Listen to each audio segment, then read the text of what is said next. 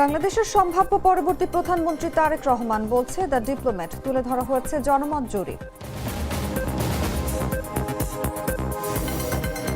রাজশাহীর 4 জেলায় আজ জামায়াত আমিরের জনসভা। ক্ষমতায় গেলে নওগাঁ শহরের রাস্তাগুলো 4 লেন করার প্রত্যাশা। আশুলিয়ায় 6 মরদেহ পোড়ানো মামলার রায় আজ। সাবেক এমপি সহ রায় ঘোষণা করা হবে 16 জনের বিরুদ্ধে। উত্তেজনার মাঝেই ওমানে ইরান যুক্তরাষ্ট্র সম্ভাব্য বৈঠক। পরমাণু ক্ষেপণাস্ত্র ও মানবাধিকার ইস্যুতে কথা বলতে আগ্রহী ওয়াশিংটন।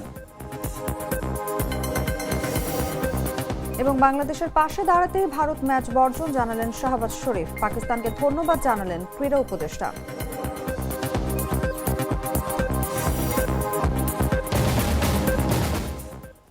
শুনছিলেন সংবাদ শিরোনাম। দর্শক, আমন্ত্রণ দুপুর একটা সংবাদে। সঙ্গে আছি আমি অনুভা বিশ্বাস।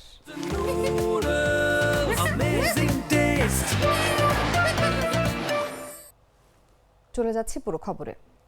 বিএনপি চেয়ারম্যান তারেক রহমানকে পরবর্তী সম্ভাব্য প্রধানমন্ত্রী বলে পূর্বাভাস দিয়েছে যুক্তরাষ্ট্রভিত্তিক সংবাদ সাময়িকী the diplomat.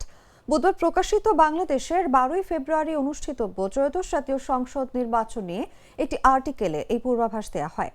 An interview with Tarek Rahman, likely Bangladesh next Prime Minister শীর্ষক আর্টিকেলে নির্বাচনের আগে পরিচালিত একাধিক জনমত জরিপের তথ্য উল্লেখ করে তারেক রহমানকে সম্ভাব্য পরবর্তী প্রধানমন্ত্রী হিসেবে আখ্যা দেওয়া হয়। দ্য ডিপ্লোম্যাট বলছে, এই নির্বাচনে ভোটারদের একটি বড় অংশ জেনারেশন জেড বা জেনজি, অর্থাৎ বাংলাদেশের এই তরুণরাই ঠিক করবেন দেশের পরবর্তী প্রধানমন্ত্রী কে হবেন। এর মধ্যে দেখা যাচ্ছে অনেক জেনজি ভোটার বিএনপির রাজনৈতিক কর্মসূচিতে অংশ নিচ্ছেন, বিশেষ করে দলটির চেয়ারম্যান তারেক রহমানের নেতৃত্বে আয়োজিত কর্মসূচিগুলোতে। প্রতিবেদনে কয়েকটি জনমত জরিপ তুলে ধরে নির্বাচনে বিএনপির ভালো ফলাফলের সম্ভাবনার কথা বলা হয়েছে। প্রতিবেদন মতে, ডিসেম্বরে পরিচালিত একটি জনমত জরিপে বাংলাদেশ জাতীয়তাবাদী দলের প্রতি সমর্থন প্রায় 70%, আর নিকটতম প্রতিদ্বন্দ্বী জামায়াত ইসলামী সমর্থন 19%।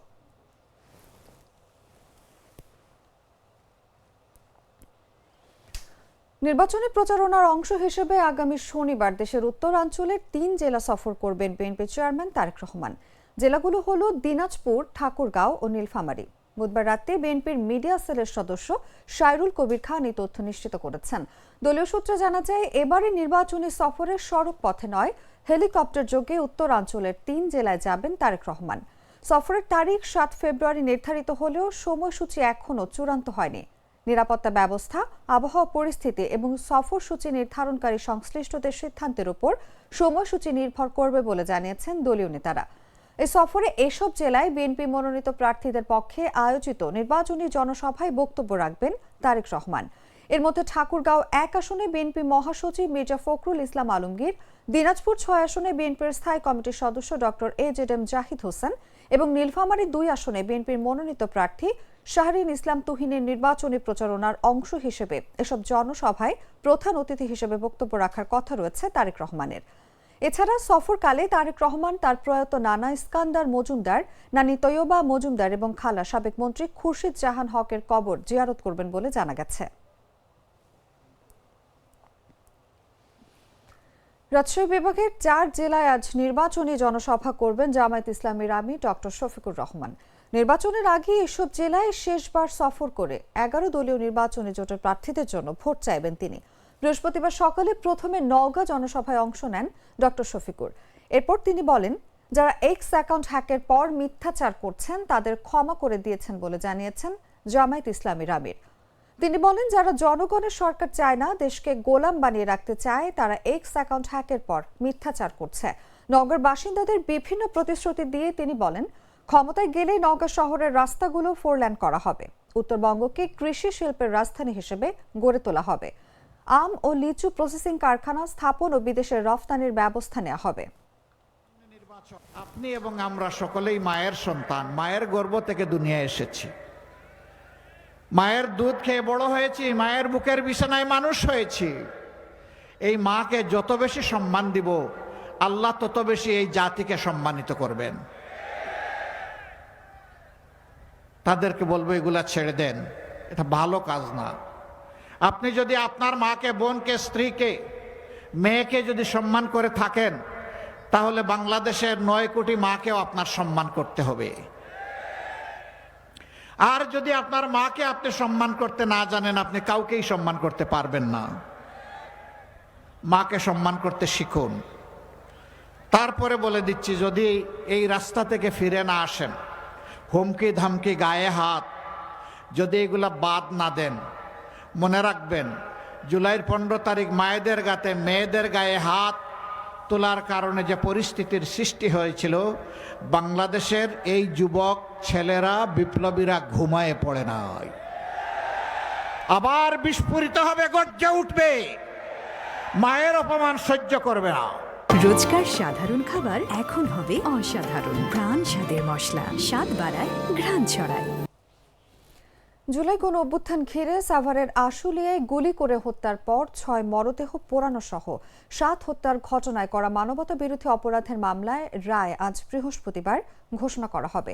এই মামলার সাবেক সংসদ সদস্য সাইফুল ইসলাম সহ 16 জনের বিরুদ্ধে রায় ঘোষণা করা হবে। ট্রাইব্যুনাল 2 এর চেয়ারম্যান বিচারপতি নজরুল ইসলাম চৌধুরীর নেতৃত্বাধীন 3 সদস্যের আন্তর্জাতিক অপরাধ ট্রাইব্যুনালের বিচারিক প্যানেলে এই রায় ঘোষণা করা হবে। এটি আন্তর্জাতিক অপরাধ ট্রাইব্যুনালে আওয়ামী লীগ সরকারের সময় মানবতা বিরোধী অপরাধের ঘটনায় হওয়া মামলার তৃতীয় রায়।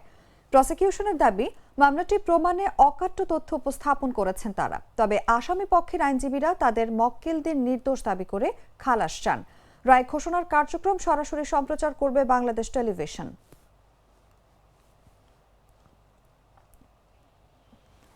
চট্টগ্রাম বন্দরের এনসিটি বিদেশি প্রতিষ্ঠানকে ইজারা দেওয়ার প্রক্রিয়া বন্ধের দাবিতে অনির্দিষ্টকালের শ্রমিক কর্মবিরতিতে উদ্বেগ প্রকাশ করেছেন বন্দর ব্যবহারকারী ব্যবসায়ীরা। বুধবার নগরীর আগ্রাবাদ হোটেলের লবিতে উপস্থিত সাংবাদিকদের এই উদ্বেগের কথা জানান তারা। এ সময় তারা এনসিটি নিয়ে সৃষ্ট জটিলতার বিষয়ে সরকারকে আলোচনার মাধ্যমে সমাধানের উদ্যোগ নেওয়ার অনুরোধ জানান। জাতীয় নির্বাচন ও রমজান সামনে রেখে সংকটকালীন আন্দোলন পরিহার করার জন্য শ্রমিক নেতাদের অনুরোধ জানালেও তারা তাদের দাবির পক্ষে অনড় থাকেন। বন্দর থেকে যারা পণ্য নিয়ে বিক্রি করি, আবার বন্দর থেকে পণ্য নিয়ে যারা মাল ম্যানুফ্যাকচার করি, সেই সব প্রতিষ্ঠানগুলি সবগুলি আমরা আন্দোলনরত শ্রমিক নেতৃবৃন্দের সাথে বসেছিলাম যে অনুরোধ করতে তাদেরকে যে তাদের ইনডেফিনিট যে স্ট্রাইক করছে সেটা উইথড্র করার জন্য তাদেরকে অনুরোধ করার জন্য আজকে বসছিলাম এবং বিশদ আলোচনা হয়েছে প্রায় 4 ঘন্টা। আপনারা জানেন যে সামনে ইলেকশন, 3 দিনের ছুটি, ঠিক এর 7 দিন 8 দিন পরে রমজানের পণ্যগুলি কীভাবে ডেলিভারি হবে সেগুলো নিয়ে আমরা ওয়ারি। এবং গার্মেন্টস সেক্টর বিশেষ করে ফেব্রুয়ারিতে কাজ করবে মাত্র 18 দিন, মার্চে কাজ করবে মাত্র 16 থেকে 17 দিন। তো এইভাবে তো যদি অনির্দিষ্টকালের জন্য বন্ধ থাকে তাহলে প্রেজেন্ট গুডসগুলি যাবে না, আবার ভবিষ্যৎ মালগুলি আসবে না। এর উপর আবার ফেব্রুয়ারির 11 তারিখ থেকে চায়না বন্ধ প্রায় 16 দিনের জন্য। আমরা অসম্ভব ক্ষতির মুখে আছি, বিশেষ করে ম্যানুফ্যাকচারিং সেক্টর এবং রমজানের উসিলায়।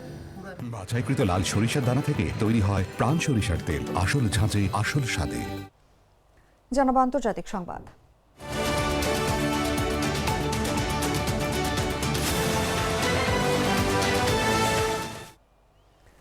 ইরান যুক্তরাষ্ট্র সম্ভাব্য বৈঠকের স্থান নিয়ে ধোঁয়াশা কেটেছে। শুক্রবার ওমানে বৈঠকে বসতে যাচ্ছে দুই পক্ষ। প্রথমে ইস্তাম্বুলে বৈঠকের কথা থাকলেও তেহরানের প্রস্তাবের পর স্থান পরিবর্তন করা হয়েছে। তবে ওয়াশিংটন পরমাণু ক্ষেপণাস্ত্র ও মানবাধিকার ইস্যুতে আলোচনা করতে চাইলেও ইরান কেবল নিষেধাজ্ঞা প্রত্যাহারের বিষয়ে কথা বলতে আগ্রহী। এরই মধ্যে কাতার, তুরস্ক ও মিশর মধ্যস্থতাকারী হিসেবে একটি খসড়া প্রস্তাব দিয়েছে। এতে 3 বছরের জন্য ইউরেনিয়াম সমৃদ্ধকরণ বন্ধ ও মজুদ বিদেশে পাঠানোর বিনিময়ে যুক্তরাষ্ট্র ইরান অনাক্রমণ চুক্তির প্রস্তাব করা হয়েছে। ইরানে হামলা চালাতে মার্কিন সামরিক বাহিনীর ব্যাপক প্রস্তুতি আর তেহরানের পাল্টা হুঙ্কারে বাজছে যুদ্ধের দামামা। তবে এর মধ্যে সংঘাত এড়িয়ে শান্তিপূর্ণ সমাধানের আশার আলো দেখা দিয়েছে। বিভিন্ন আন্তর্জাতিক গণমাধ্যম বলছে শুক্রবার বৈঠকে বসতে যাচ্ছে দুই পক্ষ। ইস্তাম্বুলে পূর্ব নির্ধারিত বৈঠকটি ওমানে সরিয়ে নেওয়া এবং দ্বিপাক্ষিক ফরম্যাটে আলোচনা করার জন্য ইরানি আবদার হোয়াইট হাউস প্রত্যাখ্যান করেছে বলে প্রথমে জানায় সংবাদ মাধ্যম অ্যাক্সিওস। যদিও পরে আরব নেতাদের অনুরোধে মার্কিন প্রশাসন ওমানে আলোচনায় বসতে রাজি হয়েছে বলে নিশ্চিত করে সংবাদ মাধ্যমটি।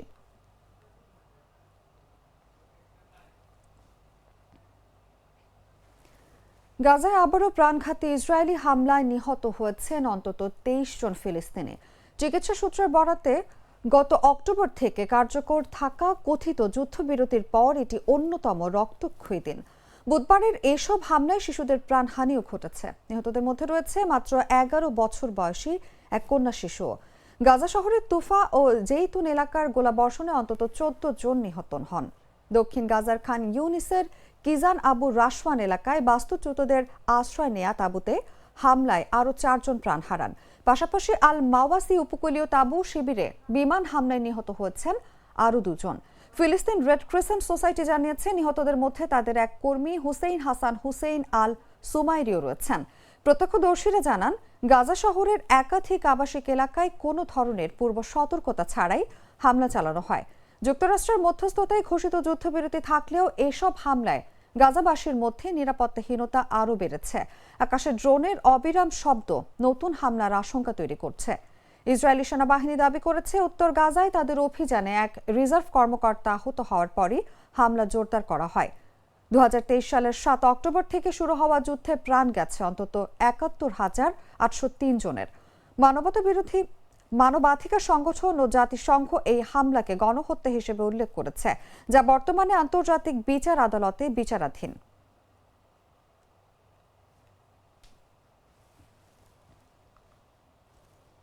সংবাদ শেষ করব খেলার খবর জানিয়ে।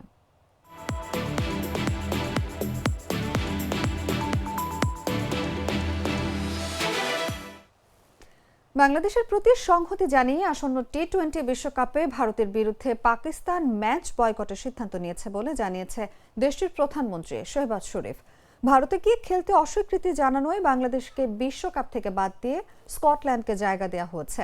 ওই সময় থেকে বাংলাদেশের পক্ষে অবস্থান নিয়েছিল পাকিস্তান। এরপর সর্বশেষ সিদ্ধান্তে দেশটি জানায় তারা ভারতের বিরুদ্ধে গ্রুপ পর্বের ম্যাচে খেলবে না। শুরুতে ভারতের বিরুদ্ধে ম্যাচ বয়কটের কোনো আনুষ্ঠানিক কারণ জানায়নি পাকিস্তান। তবে গতকাল বুধবার মন্ত্রিসভার বৈঠকে প্রধানমন্ত্রী শেহবাজ শরীফ জানান বাংলাদেশকে বাদ দেওয়ায় তারা এই সিদ্ধান্ত নিয়েছেন। শেহবাজ বলেন, আমরা টি-20 বিশ্বকাপ নিয়ে স্পষ্ট অবস্থান নিয়েছি যে আমরা ভারতের বিরুদ্ধে খেলব না, কারণ খেলার মাঠে কোনো রাজনীতি হওয়া উচিত নয়। ভারতের বিরুদ্ধে আগামী 15 ফেব্রুয়ারি শ্রীলঙ্কার কলম্বোতে পাকিস্তানের খেলার কথা ছিল, কিন্তু দেশটি ইতোমধ্যে এই ম্যাচ না খেলার কথা জানিয়েছে। ক্রিকেটের নিয়ন্ত্রক সংস্থা আইসিসি এই ব্যাপারে পাকিস্তানকে সতর্কতা দিয়েছে। তারা বলেছে যদি ভারতের বিরুদ্ধে পাকিস্তান না খেলে তাহলে তাদের পরবর্তীতে শাস্তিমূলক ব্যবস্থার মধ্যে পড়তে হবে।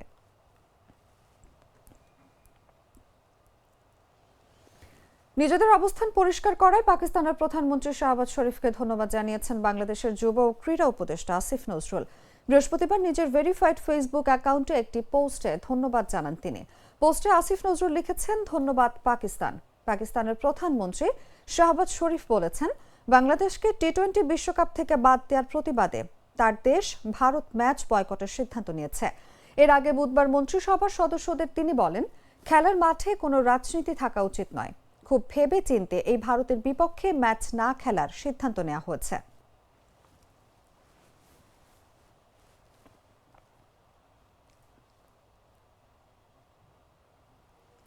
সংবাদ শেষ করার আগে শিরোনামগুলো জানিয়ে দিচ্ছি আরো একবার।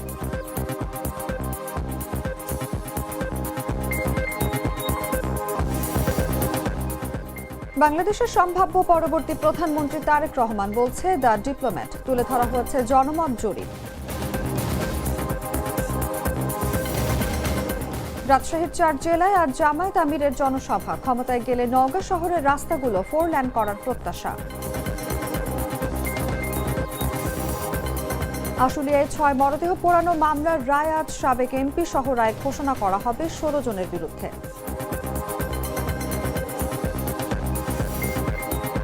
উত্তেজনার মাঝেই ওমানে ইরান যুক্তরাষ্ট্র সম্ভাব্য বৈঠক। পরমাণু ক্ষেপণাস্ত্র ও মানবাধিকার ইস্যুতে কথা বলতে আগ্রহী ওয়াশিংটন। এবং বাংলাদেশের পাশে দাঁড়াতে ভারত ম্যাচ বর্জন জানালেন শাহবাজ শরীফ। পাকিস্তানকে ধন্যবাদ জানালেন ক্রীড়া উপদেষ্টা।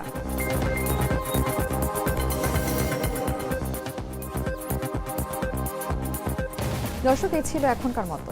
এরপর দেখবেন দুপুর 3টার সংবাদ। প্রতি মুহূর্তে সর্বশেষ খবর জানতে ভিজিট করুন jagonews24.com। ফলো করুন আমাদের ভেরিফাইড ফেসবুক পেজ এবং সাবস্ক্রাইব করুন জাগো নিউজের ইউটিউব চ্যানেল। ধন্যবাদ সবাইকে।